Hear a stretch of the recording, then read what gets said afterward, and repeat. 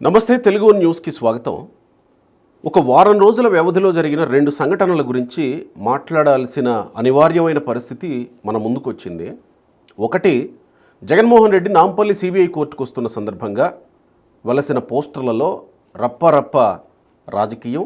రెండోది, నిన్న తెలుగుదేశం పార్టీ సానుభూతిపరిలో తెలుగుదేశం పార్టీ కార్యకర్తలో రిలీజ్ చేసిన ఒక ఏఐ వీడియో, 6 సెకండ్ల పాటు ఉన్న AI video. Jaganmohan Reddy road పక్కన కూర్చొని పవన్ కళ్యాణ్, చంద్రబాబు, లోకేష్ వెళుతుంటే ప్లీజ్ నాకు ప్రతిపక్ష హోదా ఇవ్వండి అని అడుక్కుంటున్నట్టు ఉన్న వీడియో. దాన్ని లోకేష్ గారు ట్వీట్ ద్వారా ఖండించిన తీరు, మనం గౌరవ మర్యాదలతో ఉండాలి, వాళ్ళు ప్రతిపక్షం అయినప్పటికీ అని. ఒక పక్క రప్ప రాజకీయం, ఇంకో పక్క గౌరవ మర్యాదల రాజకీయం. ఇక్కడ లోపలికి వెళితే చాలా అంశాలు మాట్లాడాల్సి ఉంది. అయితే రప్ప అంటూ వైసీపీ వస్తుంది, గౌరవ మర్యాదలు అంటూ తెలుగుదేశం పార్టీ అంటుంది. ఆ రప్ప రాజకీయంతో గౌరవ మర్యాదల తెలుగుదేశం పార్టీ రాజకీయం పోటీ పడగలదా? భవిష్యత్తు ఎలా ఉండబోతోంది? సీనియర్ జర్నలిస్ట్, 40 ఏళ్లకు పైగా జర్నలిజంలో అనుభవం గడించిన, ఆంధ్రప్రదేశ్ ప్రభుత్వం చేత జర్నలిజంలో కళారత్న అవార్డు అందుకున్న భోగాది వెంకటరాయుడు గారు మనతో ఉన్నారు. ఆహ్వానిద్దాం. నమస్కారం రాయుడు గారు. ఇదే ప్రశ్న, తెలుగుదేశం పార్టీ కార్యకర్తలు లోకేష్ పాదయాత్ర చేస్తుండగా రెడ్ బుక్ అంటే చాలా ఆశలు పెట్టుకున్నాం మేము, మమ్మల్ని వేధించిన వాళ్ళని శిక్షిస్తారేమోనని అనే ఒక చిన్న అసంతృప్తిలో వాళ్ళు ఉన్నారు. ఈరోజు వాళ్ళు రప్ప అంటున్నా కానీ వీళ్ళు గౌరవం మర్యాద అని లోకేష్ అంటున్నారు. ఇది లోకేష్నో లేకపోతే తెలుగుదేశం పార్టీనో, లేదా రప్ప రాజకీయం జగన్మోహన్ రెడ్డినో లేదా వైసీపీ పార్టీనో ఎటు తీసుకెళ్తుంది? ఈ రప్ప రాజకీయం వాళ్ళు ఎంత ఎక్కువ చేస్తే జగన్ అండ్ కో అయితే వైసీపీ వాళ్ళు ఎంత విచ్చలవిడిగా, ఎంత ఎక్కువగా ఈ రప్ప అంటూ అరాజకీయ వాతావరణానికి వాళ్ళు ఎంత ఎక్కువగా అలవాటు పడితే కూటమి ప్రభుత్వానికి అంత మంచిది. నా పాయింట్ ఆఫ్ వ్యూ ఏంటంటే, ప్లీజ్, జగన్ ఎంత అరాచకానికి పాల్పడితే ప్రజలలో కూటమి ప్రభుత్వానికి జగన్కి మధ్య ఉన్న తేడా ఏంటనేది చాలా స్పష్టంగా తెలుస్తూ వస్తుంది. ఇదే నీతులు గనక టీడీపీ కూటమి లేకపోతే లోకేష్ గారు, చంద్రబాబు గారు ఈ సుహృద్భావ వాతావరణంలో కూడిన మాటలు కనుక ఒక 1 ఇయర్ క్రితం చెప్పుంటే జనానికి చాలా చిరాకు వచ్చేసేది. వీళ్ళని గెలిపిస్తే వాళ్ళని తంతారని చెప్పి వీళ్ళేంట్రా నీతులు మాట్లాడుతున్నట్టుగా ఉండేది. కానీ ఇప్పుడు 1.5 సంవత్సరం గడిచిన తర్వాత వీళ్ళిద్దరూ కూడా రకరకాల డెవలప్మెంటల్ యాక్టివిటీస్ చేయటం, పెట్టుబడి పెట్టే వాళ్ళని స్టేట్కి ఆహ్వానించటం, లేదు వీళ్ళే వెళ్ళటం, విశాఖపట్నం గూగుల్ డేటా సెంటర్, ఇట్లా ఏదో ఒక డెవలప్మెంట్ కళ్ళ ముందు కనపడుతుంది మహిళలకి. ఇప్పుడు రోడ్లు, గుంతల్లో ఉన్న రోడ్లు ఎక్కడ పెద్దగా కనపడలేదని అనుకుంటున్నాను నేను. ఏదో ఒక రకమైన డెవలప్మెంట్ కనపడుతుంది. తప్పులు దిద్దే కార్యక్రమం ఎంతో కొంత జరుగుతూ ఉంది. ఆశించినంత స్థాయిలో కాకపోయినా బేసికల్గా చంద్రబాబు ఫ్యాక్షనిస్ట్ కాదు. ఫ్యాక్షనిస్ట్ ఏరియా నుంచి వచ్చినప్పటికీ కూడా ఆయన ఫ్యాక్షనిస్ట్ కాదు, కొడుకు అసలే కాదు. వాళ్ళు ఏంటంటే కొద్ది గొప్ప చదువుకున్న వాళ్ళు, చంద్రబాబు గారు కానీ లోకేష్ కానీ. సో ప్రపంచాన్ని చూస్తున్నవారు. ఫ్యాక్షనిస్ట్ మెంటాలిటీలో ఉన్న వాళ్ళకి ప్రపంచంతో సంబంధం ఉండదు. ఆ గిరిగీసుకుని ఒక ఊరికో ఒక మండలానికో హయ్యర్ సైడు ఫ్యాక్షనిస్టులుగా ఉంటారు. జిల్లా అంతా కూడా ఉండలేరు. వాళ్ళు ఏంటంటే హత్యలు చేసేవాళ్ళని, అరాచకాలు చేసేవాళ్ళని, ఇంకే రకరకాల దౌర్జన్యాలు చేసేవాళ్ళందరినీ దగ్గర పెట్టుకుని అదే ప్రపంచం అనుకుంటారు. జగన్ గారు ఎందుకు ఓడిపోయాడు అనేది ఈ పూటకి ఆయన రివ్యూ చేసుకున్నాడని నేనైతే అనుకోను ఎక్కడ కూడా. అదేం తత్వం. ఇంకా ఏది ఎక్కడికన్నా వెళ్తే ఒక 5-6 వేల మందికి జనాన్ని పోగేసుకుని వచ్చి వాళ్ళందరితోనూ పూనకాలు పూరినట్టు వాళ్ళంతా కార్ల మీద పడిపోవటం, మనుషుల మీద పడిపోవటం, పోలీసు వాళ్ళని కొట్టడం, అది నేచర్. జగన్ గారి ఎక్కడ పర్యటనకి వెళ్ళినా, ఏ పని మీద పర్యటనకి వెళ్ళినా, ఎవరైనా చనిపోతే చూడటానికి వెళ్ళినా కూడా మొత్తం ఈ తిరణాలంతా ఉంటుంది.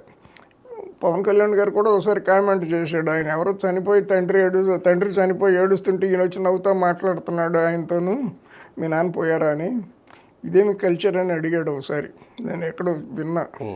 అట్లా జగన్ అనేది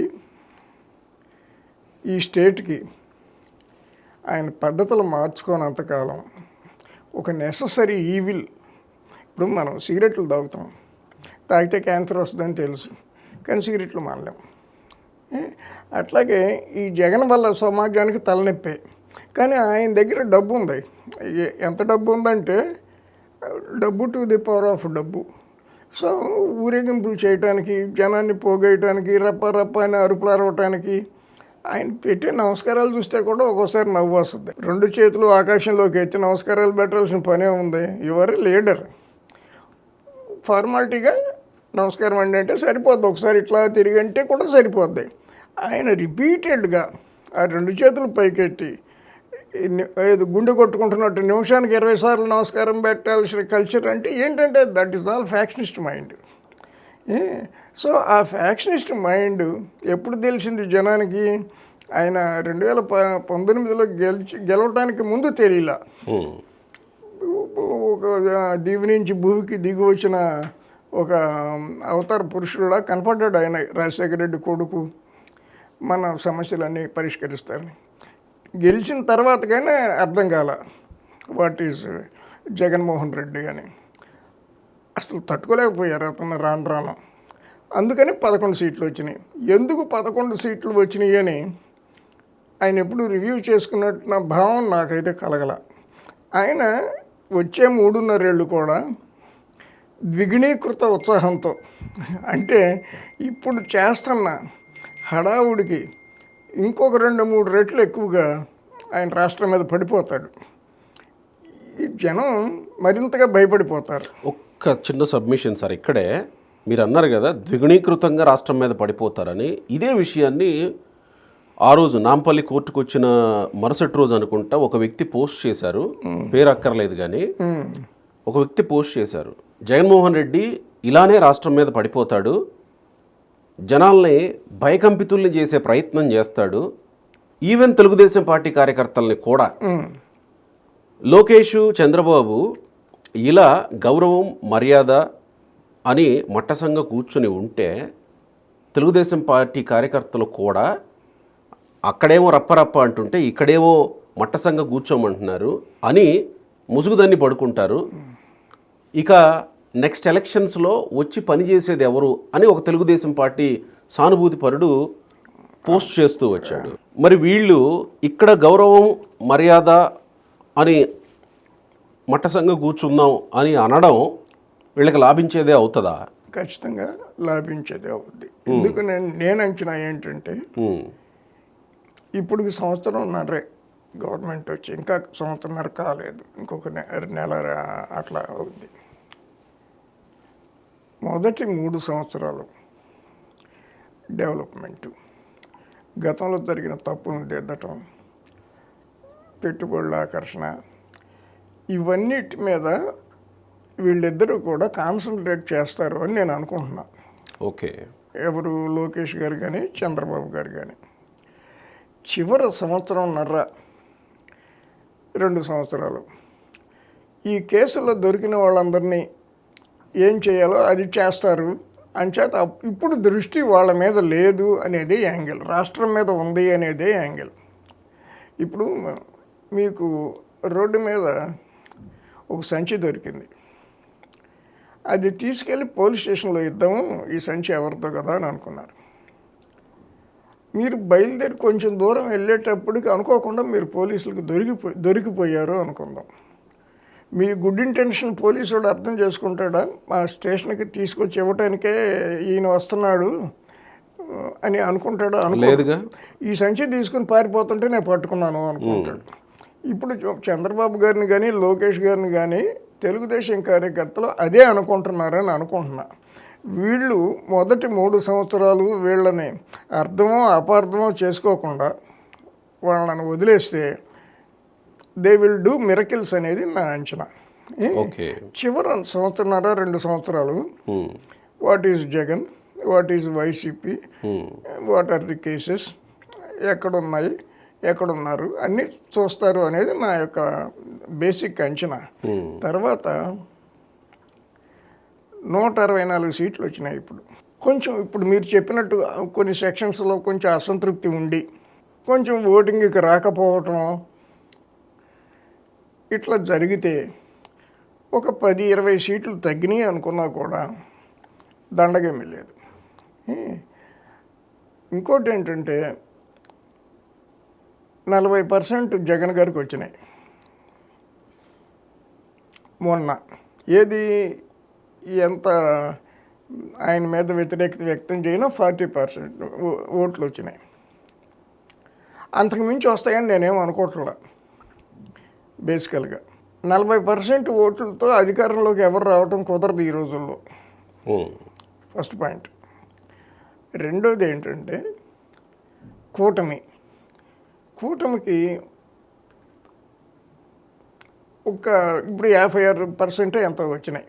ఆ 56%లో 48-49% తెలుగుదేశానియే. నేను మా నాన్న కలిసి 2వ ప్రపంచ యుద్ధంలో 51 విమానాలు పడగొట్టాము అన్నారంట ఒక ఆయన. అదేంటి నువ్వెన్ని మీ నాన్న ఎన్ని అని అడిగాడంట అవతలోడు. నేను 1, మా నాన్న 50 అన్నాడంట. ఈ కూటమి బీజేపీని పవన్ కళ్యాణ్ కలిపి 6.5-7%. మిగిలిన ఓట్లన్నీ తెలుగుదేశానికి. వరస్ట్ ఆఫ్ ది వరస్ట్ సిచ్యువేషన్లో కూడా 2019లో తెలుగుదేశానికి 40% వచ్చినాయి. ఈ 40%కి 50%కి మధ్య ఉండేది 10%. వీళ్ళు అన్డిసైడెడ్ ఓటర్స్, తటస్థ ఓటర్లు అని అంటాం. ఈ పబ్లిక్ పర్సెప్షన్ అనేది ఈ గవర్నమెంట్ ఏం చేస్తుంది, ఎట్లా పనిచేస్తుంది, ఇవి ఈ 10% ఓట్లే డిసైడ్ చేస్తాయి ఎలక్షన్ని. జగన్ ఎప్పటికీ ఈ 10% తెచ్చుకోలేడు అనేది తన ప్రవర్తన వల్ల కానీ, తన మనుషుల వాళ్ళ బిహేవియర్ వల్ల కానీ, వాళ్ళు చేసిన వ్యవహారాల వల్ల కానీ, జైళ్లలో ఉంటూ కూడా మాట్లాడటం వల్ల కానీ, బయటకు వచ్చేటప్పుడు నమస్కారం పెట్టుకుంటూ రావటం, ఏదో గాంధీ మహాత్ములాగా, ఏదో స్వాతంత్ర సమరయోధుల్లాగా జైలుకి వెళ్ళినట్టు ఊరేగింపులు, అవి చూసిన వాళ్ళకి జగన్ ప్రభుత్వం మీద అంటే పార్టీ మీద కానీ సదభిప్రాయం కలగదు. గోపి గారు, నాకు ఇక్కడ ఒక ప్రశ్న ఉంది సార్. కలగదు అనే విషయం కనీసం చిన్నపిల్లాడిని అడిగినా చెప్తాడు. కానీ ఒక రాష్ట్రానికి ముఖ్యమంత్రిగా చేసిన వ్యక్తికి, అందులో ఉన్న పార్టీ సీనియర్ నేతలకు, గతంలో వాళ్ళు రకరకాల పార్టీల్లో కీలక స్థానాల్లోనే ఉన్నారు, వాళ్ళకి అర్థం కాదా ఒక రాజకీయ పార్టీ అంతిమ లక్ష్యం ఏంటి? అధికారంలోకి రావడం. అధికారంలోకి రావడం అంటే ఇలాంటివి చేస్తే మనం అధికారంలోకి రావు అనే విషయం వాళ్ళకి అవగాహన ఉంటుంది కదా? ఉండదు. ఎందుకు ఉండదంటే ఆ మెంటాలిటీకి, జగన్ గారి మెంటాలిటీకి, ఆ దృక్పథానికి ప్రజలకి ఏమి కావాలి, మనం ఎందుకు ప్రజాభిమానం చూరగొనలేకపోయాం అనే పర్సెప్షన్ ఉండదు. పైన మోడీ గారిని మనం జాగ్రత్తగా పట్టుకున్నామా బెసకుండా లేదా, వాళ్ళకి కావాల్సినవి మనం అటెండ్ అవుతున్నామా లేదా, కేసులు మేనేజ్ చేస్తున్నామా లేదా. మోడీ గారిని పట్టుకుంటే ఎలక్షన్ కమిషన్ కూడా పట్టుకున్నట్టే. మోడీ గారు కనుక దయదలిస్తే ఎలక్షన్ కమిషన్ వాళ్ళు కూడా దయదలుస్తారనే ఇంప్రెషన్ దేశం అంతా ఉంది, ఒక ఆంధ్రప్రదేశ్లోనే కాక. సో జగన్ గారు ఇక్కడ ప్రజల్ని నమ్ముకోవట్లే. నా అంచనా మోడీ గారిని నమ్ముకుంటున్నాను. మరి అప్పుడు కూటమి ప్రభుత్వానికి కూడా వస్తుంది కదా ఆ మచ్చో, లేకపోతే అందుకనే మోడీ గారు ఎక్కడ బెసక్కుండా, బీజేపీ వాళ్ళు బెసక్కుండా, లోకేష్ గారును చంద్రబాబు గారు కూడా తగిన జాగ్రత్తలు తీసుకుంటున్నారు. అంటే నా ఉద్దేశం ఏంటంటే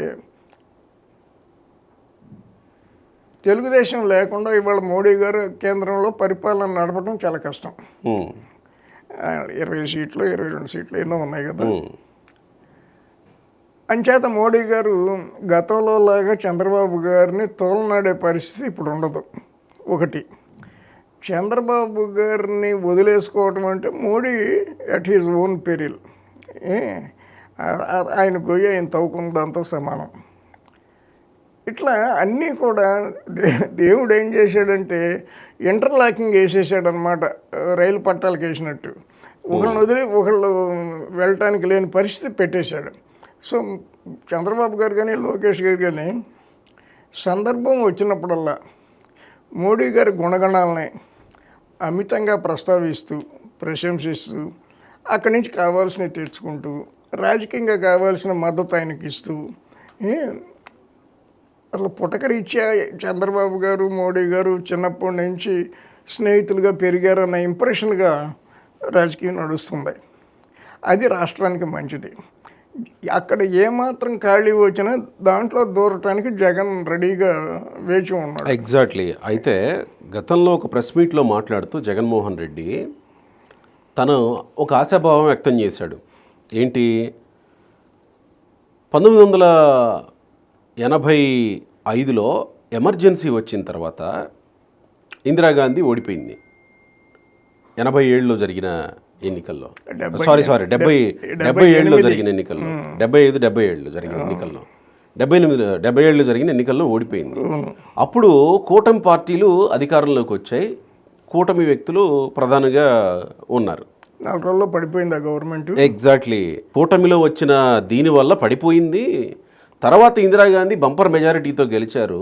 అదే పరిస్థితి ఆంధ్రప్రదేశ్లో కూడా వస్తుంది అనే ఆశాభావంతో ఉన్నారు. ఆ పార్టీకి చెందిన మిత్రులు, నాకు కొంతమంది మిత్రులు ఉంటారుగా, వాళ్ళు చెప్పేది కూడా ఏంటంటే ట్రంప్ మళ్ళీ గెలవలేదా, ట్రంప్ ఎంత అరాచకవాది, బైడెన్ని ఓడించేసి ట్రంప్ మళ్ళీ రెండోసారి గెలవలేదా, అట్లాగే మా జగన్ కూడా గెలుస్తాడు అని కూడా నాతో కొంతమంది వైసీపీ మిత్రులు చెప్తూ వచ్చారు. ట్రంప్కి జగన్కి పోలికలు పెట్టుకుంటూ వాళ్ళే మాట్లాడుతారు. అది పక్కన పెడదాం. చంద్రబాబు నాయుడు గారు solely dependent on centre's money స్టేట్ని డెవలప్ చేయడానికి. మోడీ గారు 90% డిపెండెంట్ ఆన్ చంద్రబాబు నాయుడు గారు టు రన్ ది. సో ఇది ఇంటర్ డిపెండ్ అట్లా ప్రకృతి క్రియేట్. ఈ రెండింటిని విడదీసి జగన్ గారు మధ్యలో దూరటం అనేది సాధ్యమయ్యే పని కాదు. కిందసారి చేశారు. ఈయన ఎన్డీఏలో ఉన్నప్పుడు స్పెషల్ స్టేటస్ ఇవ్వలేదు రాష్ట్రానికి, నువ్వు బయటకు వచ్చాయని అల్లరి చేస్తుంటే ఈ నిజమేననుకుని వచ్చాడు.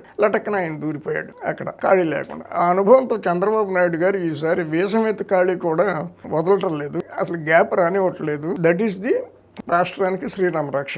ఒకటి, కేంద్ర సహకారం కూటమికి సంపూర్ణంగా ఉంటుంది. ఉండకపోవడానికి రీజన్ ఏమి లేదు. వాళ్ళకి 1% ఓట్లు కూడా లేకపోతే 8 మంది ఎమ్మెల్యేలు గెలిచారు బీజేపీని, ఒక మంత్రి గెలిచాడు. పవన్ కళ్యాణ్ చిలక ఢిల్లీలో ఉన్నాయి. భాషలు, వేష భాషలు, డ్రెస్సులు, బొట్లు పెట్టుకోవటం, మెట్లు గడగటం, అదంతా బీజేపీ ఎజెండా ఈయన అమలు చేస్తున్నాడు. బీజేపీ వాళ్ళు ఎవరు అమలు చేయట్లేదు, కానీ బీజేపీ ఎజెండాని ఈయన అమలు చేస్తున్నాడు. సో ఈ రెండు వర్గాల మధ్య ఇక్కడ కూటమి, ఢిల్లీలో బీజేపీ పొల్లలు పెట్టి విడదీయటం సాధ్యమయ్యే పని కాదని నేను అనుకుంటున్నా. ఇది రాష్ట్రానికి మొదటి రక్ష. రెండో రక్ష, డెవలప్మెంట్ని ప్రజలు కళ్ళ ముందు చూస్తున్నారు. ఎంత డెవలప్మెంట్ అనేది పక్కన పెట్టండి, whether it is going in the right direction or not అనేది పక్కన పెట్టండి. Visibility of the government is there, కనపడుతుంది, ప్రభుత్వం అనేది కనపడుతుంది. మనకు గతంలో అది లేదు. గతంలో ముఖ్యమంత్రి గారు కూడా కనపడేవాడు కాదు, రామకృష్ణారెడ్డి ఒక్కడే కనపడేవాడు, మంత్రులు కూడా కనపడేవాడు కాదు. ఇప్పుడు మీరు ఏ పోలీస్ స్టేషన్ కన్నా వెళ్ళండి, ఫిర్యాదు ఇచ్చిన వాడి మీద కేసు పెట్టంగా ఎవడు నేను వినలా ఈ సంవత్సరంలో. ఇప్పుడు ఏదన్నా ఒక కంప్లైంట్ నేను ఇవ్వటానికని వెళ్తే, ఏంటో నువ్వు ఇచ్చేది కంప్లైంట్ అని నా మీద కేసు పెట్టిన సందర్భం ఈ 1.5 ఇయర్లో నేను ఎక్కడ మరి చదవాల, పత్రికల్లో కానీ ఎక్కడ కానీ టీవీల్లో కానీ. So people are happy. రిలీఫ్గా ఉంది. రాత్రిపూట ఎవడో వచ్చి గోడ దూకొచ్చేసి తలుపు బగలు కొట్టేసి నన్ను ఎత్తుకుపోతాడు, మా ఏమన్నా ఎత్తుకుపోతాడు అనే భయం లేదు ఇవాళ. ఎవరు బతుకులు వాళ్ళు బతుకుతున్నారు. అది greatest relief on the earth for Andhra Pradesh. తీసుకొస్తున్న ఇవి కొన్ని ప్రజలెవరు ఊహించనివి, ఈవెన్ ప్రతిపక్షంగా వైసీపీ కూడా ఊహించి ఉండకపోవచ్చు. ప్రతిపక్షం వాళ్ళు ఊహించడానికి వాళ్ళకి ఊహలేమి ఉండవు. రెండే పాయింట్లు వాళ్ళకి తెలిసింది: కొట్టు, నరుకు, సంపు, లాగు, దోయిసేయి. ఇదే భాష తప్ప. ఇప్పుడు నిన్న ఆయన లోకేష్ గారు అసెంబ్లీలో మాట్లాడింది కానీ, ఇవాళ ట్వీట్ ఇచ్చింది కానీ, అసలు ఇవి అన్థింకబుల్ ఫ్రమ్. ఎగ్జాక్ట్లీ అదే అనుకోతున్నారు. ఎమ్మెల్యేలకి ఆటల పోటీలు, సాంస్కృతిక కార్యక్రమాలు పెట్టారు, పిల్లలతోటి మాక్ అసెంబ్లీ పెట్టారు. 1 hour పాటు మాక్ అసెంబ్లీ జరిగిందంటే ఒళ్ళు గగురుపాటుకు గురైంది. ఇప్పుడు నాకు మీరు ₹1 కోటి 2 కోట్లు ఇవాళ ఇచ్చి, రేపు మా ఆఫీస్కి ఊరేగింపుగా రండి అని మీరు చెప్పండి. అంతమంది జనం కూడా ఎర్రెక్కినట్టు, పిచ్చెక్కినట్టు, ఉన్మాదానికి లోనైనట్టు, అమ్మోరు పూరినట్టు చేతులు చాపటం, చేతులు ఊపటం, రప్ప రప్ప అంటాం, ఈ గ్యాంగ్ అందరినీ కూడా నేను పోగేసుకుని తీసుకురాగలను మీ ఆఫీస్కి. ₹1 కోటి. నాకు 1 కోటో 2 కోట్లో ఎంత అవుతాయో నాకు తెలియదు కానీ, ఇట్లాంటి మీటింగులు కొన్ని వందలు పెట్టే కెపాసిటీ జగన్ గారికి ఉంది. 1 కాదు 2 కాదు. లేదు జగన్ గారు డబ్బు ఖర్చు పెట్టలేదు అని అనుకుందాం. పార్టీ టికెట్లు ఆశించేవాళ్ళు, గతంలో శుభ్రంగా దోచేసిన వాళ్ళు కొంచెం ఖర్చు పెట్టేసి ఈ గ్యాంగులందరినీ, ఇప్పుడు మనకేంటి అన్ఎంప్లాయ్మెంట్ ఎక్కువ. ఎవరు వస్తారు ఈ రోడ్ల మీద చిందులు వేయడానికి? ఎవరు వస్తారు? చదువు లేని వాళ్ళు వస్తారు, ఉద్యోగాలు లేని వాళ్ళు వస్తారు. అంతేగాని గౌరవప్రదంగా బతికేవాడు ఎవడైనా వ్యాపారం, వృత్తో, ఉద్యోగం వదిలిపెట్టి రోడ్ల గంతులు చిందులు వేయరు కదా. గంతులు చిందులు వేసే బ్యాచ్ వచ్చిందంటే అర్థం ఏంటంటే ఆవారగాళ్ళు అని. 90%, ఓ 10% డీసెంట్ పీపుల్ ఉంటారేమో తెలియదు కానీ, వాళ్ళు ఉంటే చేతులు కట్టుకుని నిలబడి చూస్తూ ఉంటారు వాట్ ఈజ్ హ్యాపెనింగ్ అని. అంతేగాని కారు ఎక్కేసి, అద్దాలు గుద్దేసి, పోలీస్ స్టేషన్లో ఎస్ఐ చొక్కా చింపేసి, రప్ప అని ఆ కేకలేసి అట్లా చేయరు కదా గౌరవప్రదమైన వ్యక్తులు ఎవరు. సో వాళ్ళే వైసీపీ వాళ్ళ పెట్టుబడి. అందువల్ల వైసీపీని చూసి భయపడాల్సిన పని లేదు అనేది నేను అనుకుంటున్నాను. ఒకటి, జగన్ను ఈ అరాచకం ముందు ముందు ఇంకా పెరిగిపోద్ది. పెరిగిపోయినప్పుడు కంపారిజన్ తెలుస్తుందిగా. రాజుగారి పెద్దవారికి చిన్నవారికి డిఫరెన్స్ ఏంటనేది జనాలకు అందరికీ తెలిసిపోద్దిగా. సో అందుకని వీళ్ళు వెళ్తున్న మార్గం సరైందేనని నేను నమ్ముతున్నాను. గోపి గారు, నేను ఇందాక ఊహించని కార్యక్రమాలు అనే దగ్గరకు వస్తున్నా, దీంట్లోనే మనం మాట్లాడాల్సిన అవసరం ఉందేమనుకున్నాను. మీలాంటి పెద్దలు నోటీస్ చేస్తే బాగుంటుందని అనిపించింది. ఎమ్మెల్యేల కార్యక్రమాలు ఒక ఇదైతే, పిల్లలతోటి మాక్ అసెంబ్లీ పెట్టి 1 గంట పాటు ఈరోజు అసెంబ్లీ ఆవరణలో చేస్తే, ఆ కార్యక్రమం మొత్తం చూస్తే ఒళ్ళు గగురుపాటుకు గురికాక తప్పదు. అసెంబ్లీ ఇలా జరిగితే ప్రజలకి మేలు జరగక ఎక్కడికి పోతుంది. దీంట్లో నాకు బాగా నచ్చిన అంశం ఏంటంటే, మత్స్యకారులకి తుఫాను వస్తుందని వేట నిషేధిస్తే, నిషేధించిన కాలానికి 10 దినాలుగా ప్రకటించి ఉపాధి హామీ పథకం కింద వాళ్ళకి కూలీ ఇవ్వడానికి ప్రభుత్వం సిద్ధపడింది. అది ఏది? ప్రతిపక్షం సలహా ఇస్తే, ప్రతిపక్షం అడిగితే, డిమాండ్ చేస్తే అధికార పక్షం మంచి సలహా ఇచ్చారని ఓకే చేసింది. ఇలాంటివి కదా అసెంబ్లీలో జరగాల్సింది. మనకి ఇది చూసినప్పుడు నాకు ఒక సంఘటన గుర్తొచ్చింది. 1967లో నేను ఎస్ఎస్ఎల్సి, అప్పుడు 10th క్లాస్ లేదు. ఓకే. ఎస్ఎస్ఎల్సి మా స్కూల్లో పాల్ గారు అని చెప్పి మాకు మ్యాథమెటిక్స్ లెక్చరర్, ఒక టీచర్ ఒక ఆయన. ఓకే. కేఏ పాల్. ఇప్పటికీ బతికున్నారు. చాలా నాకే 70 వస్తే ఆయనకి ఎన్ని వచ్చి ఉంటాయి. బోయింగ్ కేఏ పాల్ కాదు కదా, ఈ కేఏ పాల్ కాదు, ఈయన డీసెంట్ కేఏ పాల్. ఆయన అల్లుడు కూడా ఐపీఎస్ ఢిల్లీలో. ఆయన మాకు మా నేటివ్ ప్లేస్లో మ్యాథమెటిక్స్ టీచరు. మాక్ అసెంబ్లీ అని పెట్టాడు. మ్హూ. నేను వ్యవసాయ శాఖ మంత్రిని. ఓ SSLC 1967. మ్హూ. మా స్కూల్ కాంపౌండ్లో కూరగాయల మొక్కలు ఉండేవి. సో నేనేం చేశాను, ఆ, పురుగు మందులు అవి ఇవన్నీ తెప్పించి దానికి వాటర్ ఫెసిలిటీస్ ఆ మొక్కలకి కూరగాయలు పండించి, అంటే ఒకరోజు కాదు మా వ్యవహారం. నేను SSLCలో ఉన్నంతకాలం నేను వ్యవసాయ శాఖ మంత్రిని. కూరగాయలు అవన్నిటికీ వేసి ఎరువులు వేయించి, ఊళ్ళో నుంచి పేడ ఇవన్నీ తెప్పించి వాటికి ఎరువులు వేయించి కూరగాయలు పండించి అమ్మి ప్రభుత్వానికి జమ చేసా. అంటే మా యూనియన్ ఉంటుందిగా, ఆ యూనియన్కి జమ చేసే ఆ రోజుల్లో 20 రూపాయలు, 10 రూపాయలు, 5 రూపాయలు ఎంతో వచ్చి ఉంటాయి. అది నాకు ఎప్పుడూ గుర్తొస్తుంది.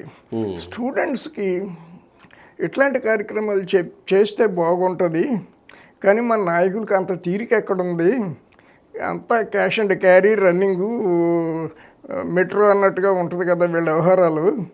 ప్రజల గురించి పట్టించుకునే తీరిక వీళ్ళకి ఎక్కడుంది, పిల్లల్ని ఎక్కడ తయారు చేయగలరో అనుకునేవాడిని. నేను చూసిన తర్వాత తెలుగుదేశం మీద, లోకేష్ గారి మీద, చంద్రబాబు గారి మీద నా గౌరవం బాగా పెరిగింది. ఏ మాటకమ్మా నేను చెప్తున్నా. నేను వాళ్ళని తప్పు చేస్తే విమర్శిస్తా, చాలా చాలా వీడియోల్లో కూడా నేను మాట్లాడతా. కానీ ఈ ప్రోగ్రాం చూసిన తర్వాత వాళ్ళని విమర్శించడం కరెక్ట్ కాదు. They are doing something, they have good intentions in heart అనే భావన నాకు కలిగింది. దాంట్లో 2 బిల్లులు ఆమోదించారండి.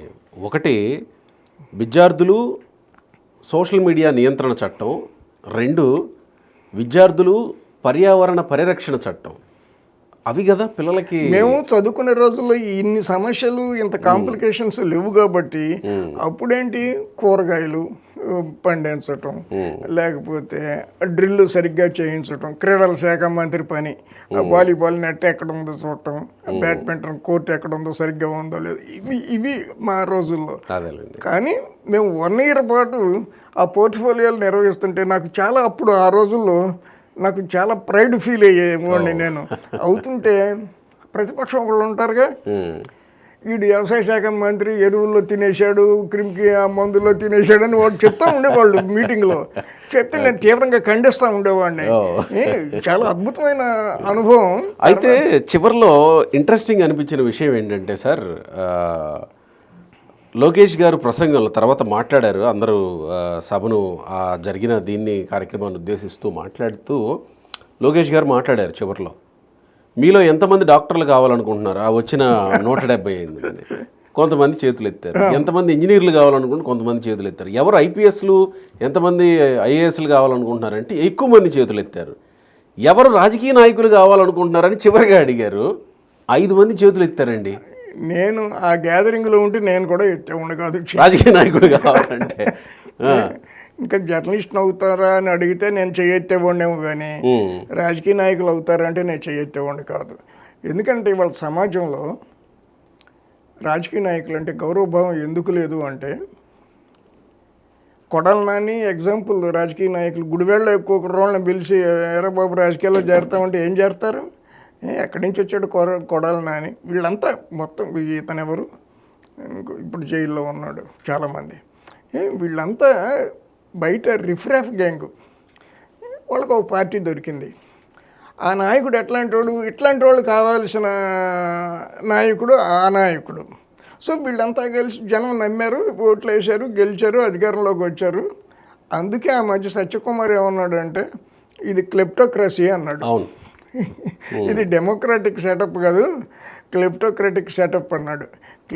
క్లెప్టోక్రసీ అంటే ఏంటంటే దొంగలు, రౌడీలు అందరూ కూడా రాజకీయ ముసుగులు వేసుకొని, రాజకీయ వేషాలు వేసి అధికారం చేజెక్కించుకొని ప్రభుత్వ ఆస్తుల్ని, రాజ్యానికి సంబంధించిన ఆస్తుల్ని, ప్రజలకు సంబంధించిన ఆస్తుల్ని సొంతానికి కొల్లగొట్టడానికి అధికార యంత్రాంగాన్ని వాడుకునే వ్యవస్థని క్లెప్టోక్రసీ అంటారు. అది చూసాం మనం అంటున్నారు అందరూ. సత్యకుమార్ అదే చెప్పాడు. అయితే మీరు ఈ విషయంలో కొడాలి నానిని ప్రస్తావించారు కాబట్టి మా తెలుగు వన్ గురించి కూడా నేను ప్రస్తావించాలి. ఇక్కడ దాదాపు ఓ 4-5 మిలియన్లు మంది ప్రజలు చూసిన ఒక అద్భుతమైన వీడియోని మేము ప్రజెంట్ చేసాం ఓ 3 సంవత్సరాల కిందట. ఓ 5-6 నిమిషాలు ఉంటుంది, ఒక షార్ట్ ఫిలిం రూపంలో.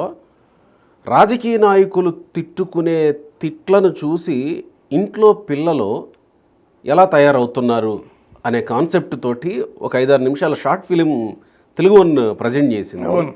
మిలియన్లలో చూశారు ఆ విషయాన్ని. ఈరోజు మాక్ అసెంబ్లీ జరిగితే నాకు మా రవిశంకర్ గారు నిర్మించిన ఆ షార్ట్ ఫిలిం గుర్తొచ్చింది. ఇప్పుడు వాళ్ళు ఆదర్శంగా ఉండాలి సమాజానికి. కానీ ఈ రోజుల్లో ఏ డెసిషన్ తీసుకుంటే మనకి ఎంత ఇన్కమ్ మిగులుద్ది, దీంట్లో ఎంత సొమ్ము మిగులుద్ది అనేది యార్డిస్టిక్. చాలామంది 90%, 95% ఆఫ్ ది పొలిటీషియన్స్కి ఎందుకు వస్తున్నారంటే బిజినెస్ కోసమే వస్తున్నారు. డబ్బులు సంపాదించడానికే రాజకీయాల్లోకి వస్తున్నారు, దౌర్జన్యాలు చేయడానికే రాజకీయాల్లోకి వస్తున్నారు. పోలీసులు మామూలుగా మీరు చెప్తే వింటారా? రాజకీయాల్లో రాకుండా అవుట్ సైడ్ ది పాలిటిక్స్ ఉండి మీరు ఏదన్నా ఒక ఎస్ఐతో పని ఉండి స్టేషన్కి వెళ్తే మీ మాట వింటారా? మీరు పాలిటిక్స్లో ఉన్నారనుకుంటే ఎస్ఐ గారు నమస్కారం పెడతాడు, లెగిసి టోపీ సంఖ్యలో పెట్టుకుని మీ వెనకాలే తిరుగుతాడు.